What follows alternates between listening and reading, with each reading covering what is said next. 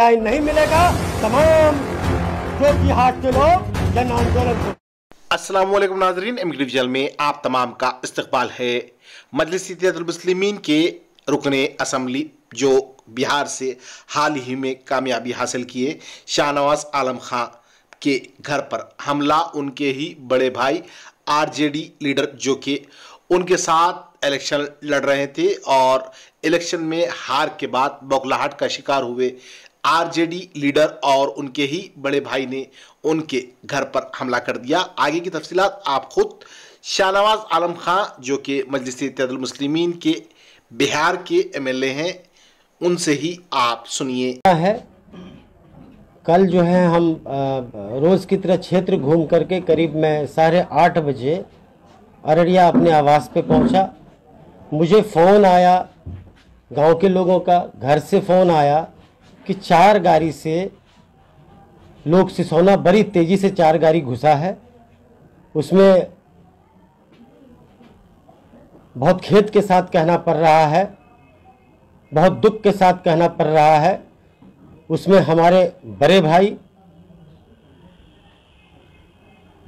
राजद के प्रत्याशी जनाब सरफराज आलम साहब, वो अपनी गाड़ी से, 3 अन्य गाड़ी से करीब 15 की संख्या में लोग पहुंचे।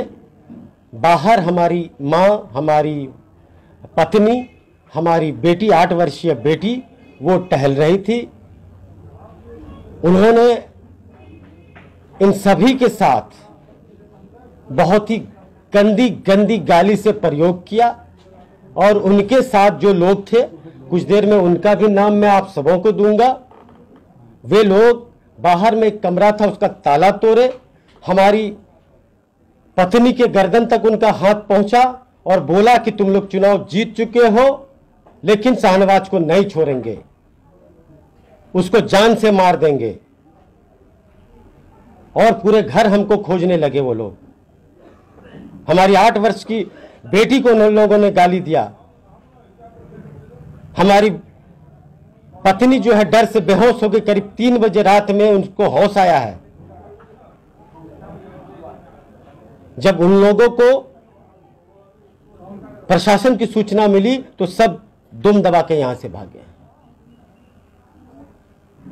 उसके बाद उसकी सूचना हमने एसपी साहब को दी, डीएसपी साहब को दी, डीएम साहब को दी, जो कि 8 थाना को दी। तमाम लोग करीब 10-11 बजे यहाँ पहुँचे। मैं भी अररिया से पहुँचा। हमने लिखित में जो है क्या कहते हैं कंप्लेन हमारी पत्नी ने दर्ज कराया। अब सवाल ये उठता है, आप साहब चुनाव पूर्व बोलते थे कि जनता मालिक है, जनता का जो निर्णय होगा वो सर्वोपरि होगा।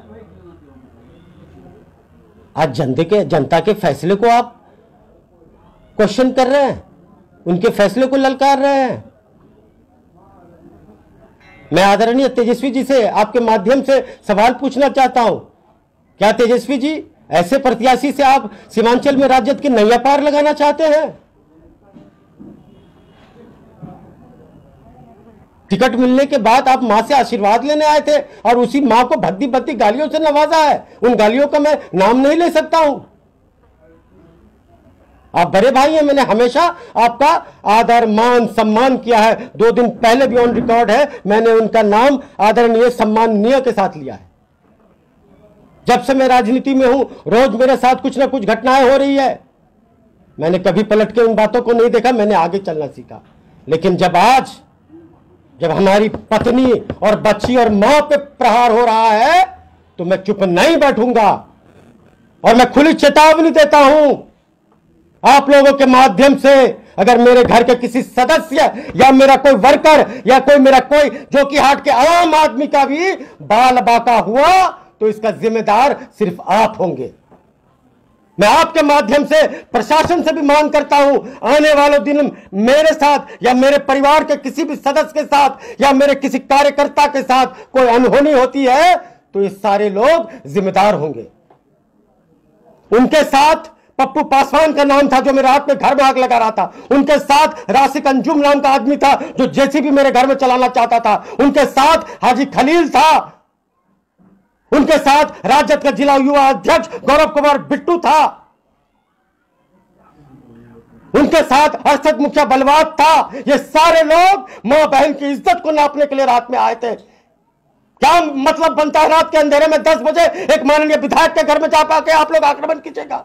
मैं बिहार सरकार से न्याय की गुहार लगाता हूं, मैं बिहार के प्रशासन से न्याय की गुहार लगाता हूं और हाथ जोड़ करके जो की जनता से कहता हूं कि मुझे इंसाफ दिलाइए। बहुत शर्मिंदगी की बात है, आज जितने भी लोग राजद को जो कि हाट में वोट नहीं दिए, गर्व से उनका सीना चौड़ा हो रहा है और वो लोग बोले कि मेरा सही फैसला था।